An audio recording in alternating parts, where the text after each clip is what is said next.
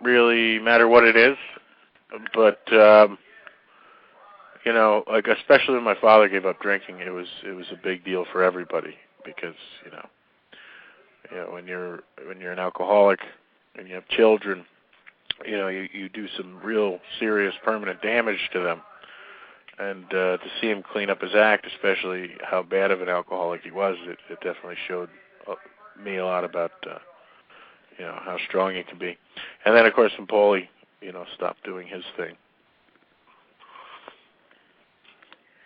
And what do you think about overall about the show? I mean, like I said again, you're a big, huge star now. It was like you're mobbed in Brazil.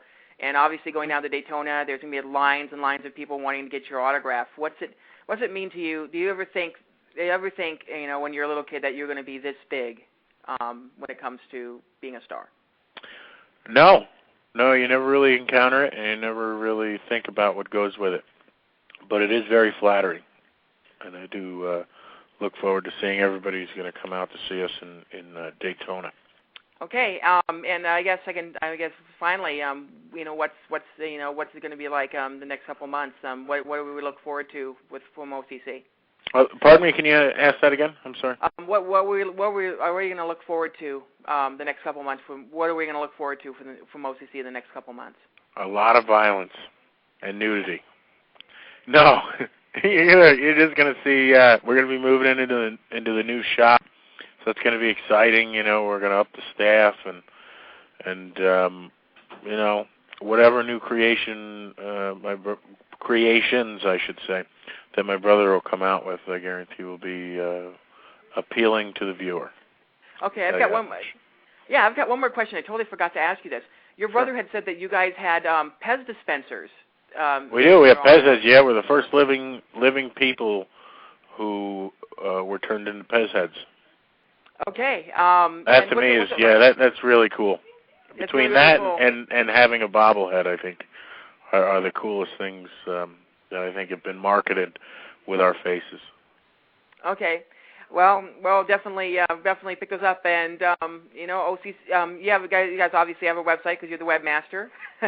Yep, www.orangecountychoppers.com. Okay. Hold on one second. We got one call before we leave. Okay. Sure. 623. Hello. Hello. Hi. Hi, how are you? This is Nikki Starr. Hi, Nikki Starr. Hi. I want to know where to get y'all's Pez dispensers. I believe if you just go on our website, www.orangecountychoppers.com, you can find them there. That's great. Thank you very much. Well, thank you, Nikki. I appreciate it. Bye. Goodbye. And there you go. one of my daughter's fans. Oh yeah. So we'll make sure to stop by OCC at OrangeCountyChoppers.com. And you're the webmaster. So webmaster, yes. It's a so title that doesn't precede me, really. Yeah. So hopefully we'll see some great stuff. And you guys are on TLC now, right? TLC, yes. Thursdays at 9. Thursdays at 9. Make sure you check out American Chopper this coming Thursday at 9 o'clock. We thank you for all new coming episode. Yep. Well, thank you for calling in, Mikey. We'd love to have you on the show another time, and you know, work hard as much as you possibly can. I'd love to be, and I'll try not to. And thank you for the offer. Okay, will do. Thanks a lot, Mikey. All right, take it easy, buddy. Yeah, you too. Bye. Hey, Larry. Hey. How's everything going? Good. Good. So have you been filming as of late? Yep. I just got back from Alaska, actually. Oh, excellent.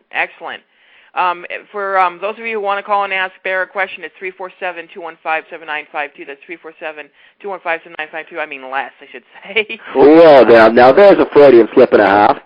Yeah, that was because I was just talking about Bear and how much that we like you a little bit better. So we have a guy named Foot Doctor on the line with us as well. And first of all, can you tell me a little bit about how you came up with the idea of just stranding yourself in the middle of nowhere and surviving? Well, first of all, I'll clarify that that what I do for real, that I'm not an actor and I don't go home at night to a hotel. So there's quite a big difference in the two shows. How I started getting into this was exactly from that. I was teaching survival, learning survival, training in it, and but in addition, I was also a filmmaker and a musician, and I just wanted to combine the two of them. When the Survivor series hit really big for CBS, I started doing some interviews and stuff, and I realized that it was the right time to pitch my idea, and I called up a network and said, look, I've got this combination of being a filmmaker and a survival instructor, and you aren't going to find that anywhere else, and here's my idea. You drop me out in the middle of nowhere, and I'll come back with a survival odyssey on film, and I'll be there, without a crew, and they loved it, and the rest is history. It sort of took off from there. And what kind of training does it take for you to do these missions? Well, I've got all sort of my own years of training and survival behind me. But in addition to that, before each location, before I do each spot, I go and I spend a week on location training and learning, and from usually a local survival expert or native or whatever the case is, so that I know, I can't know what plants are going to kill me or not kill me just from a book or from inherent knowledge. So I have to go down and train in that. And what do you think is the most dangerous environment that you've ever had to face? The most dangerous environment is probably would have been the jungle. There's just so much that's poisonous down there. And you're fine if you're given the knowledge of how to deal with it, but it just seems to be a lot of opportunity to get stung or bitten or scraped up against something, and I think the jungle would be it. Okay, and on the flip side, what was probably the best place for you to survive? Probably the best place. I'm going to suggest that in Arizona, in the desert. Now I happen to it all comes down to time of year too. I mean, I could say Northern Ontario in August is a fantastic place to survive. So it depends on the season. But within the making of Survivorman, I was in Arizona in December. It wasn't really that bad. Temperature-wise, it was quite pleasant. So and there was food. So that was probably the easiest I've had of it. And let's see was there a moment? I mean, there must have been several moments. I've watched the series. There are several moments where you weren't expecting something to go wrong, but it did. Can you think of one story that kind of came out of your head? Probably the Kalahari Desert was the roughest. In that one, I got heat stroke, and heat stroke can kill you very quickly. And it was so hot. I'm trying to remember the temperature. It was 101 degrees in the shade, and it was another 20 degrees hotter on the surface of the sand. And that was brutal. All the water I had was as hot as coffee, and I got heat stroke that day and almost succumbed to it. So that's the closest I've come to being in real trouble. And I mean, after you get done with these missions and come back home, and I mean, is it good to come back home, have a hot shower, have a hot meal? It's killer. It's amazing. It brings a whole new meaning to the word shower. Those weeks are rough. They're hard on the body. They're tough on the body. They're tough on the mind. Tough on the emotions. And then coming home and getting cleaned up is huge. It's really an amazing feeling. And what about your family? I know that you go on these 7-day trips, and plus you have to do the training for an extra week, so you're gone for a long part of time, and then you come back home and see your family. What's it like? It's hard to be away from them, for sure. It's difficult emotionally to be away from them. I've got young children that are growing, and that's kind of rough on me. But as far as survival, now they trust me. They know that I keep myself safe, and they know that I won't allow myself to lose life or limb for a TV show. Okay, Foot Doctor, do you have any questions for Les? Well, sure. Hey, I just want to start out, Les, say I love your show. It's awesome. I've seen every episode. Thank you. Multiple times.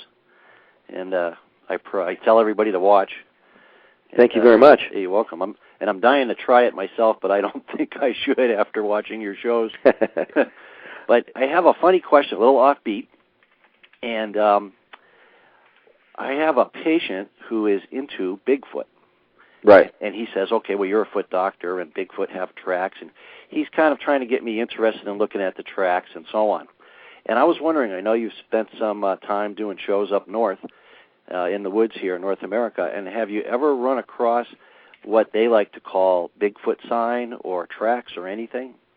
No, I've never run across any tracks. I know people that have and stuff, but I have heard a few strange things out there that I can't explain that get me thinking. And there's I always say with that one big question, and there's two ways of posing that question. You can always say, do you believe in Bigfoot? And that makes you look like a wacko if you say yes. Or you could ask the question, do you believe that the possibility of a bipedal ape existing in remote patches throughout the forests of the world is possible? If you ask the question that way, it's like, yeah, I think, it might be possible. After all, they found that fish that they thought was extinct 500 million years ago, and they found schools of it. So it depends on how you pose the question. But I have heard some weird things out there. Some of them I can, mostly I can explain them. But even recently, I heard things that's like, man, that just, I can't think of what makes that sound. A bear doesn't do it. A moose doesn't do it. Wolves don't do it. And so like that, but no tracks, nothing like that. Okay, that's very interesting, though. And I have the same sort of sense about this. I guess I call it an issue in a way, because there are a lot of people out there, especially they're on Blog Talk Radio and they have shows, and they're adamant that it's there. And there's most of us scientists or science-oriented people are kind of like, well, I don't know, show me a body or something. Yeah, it's hard to say. Like, what was it? Was it the silicon? Was that the fish? I mean, it's really hard. I mean, if I were to, go out and try to search for, a dead and decaying bear, well, I'm in the wilderness all the time. I've never seen one.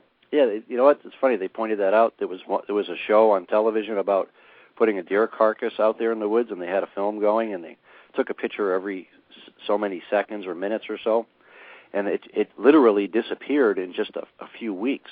Yeah. So it does kind of say, And then, and then you got all the other anecdotal references of people who say they have seen it alive and have seen tracks and had rocks thrown at them and this and that. So the jury's out for me on lots of cool things like that. Yeah, me too. I think great answer.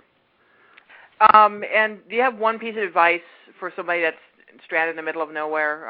Is there any certain thing that in every scenario that you should think about? Staying calm. That's the panic is the killer, and if you stay calm, you relax yourself, and then the best way to do that is to assess your situation, assess what you have on you, assess where you are. If you do these assessments right up front, you give yourself a whack of knowledge, and once you get that knowledge, the knowledge helps to calm you down because you realize, oh, you know what? Half a mile back there was a cabin. Okay, good. All I have to do is get back to there. And, oh, you know what? I still have a week and a half worth of food here. Okay, so I've got that. So, you start to put all this assessment together and you realize maybe your situation is not so bad, and that calms you down. That's the key.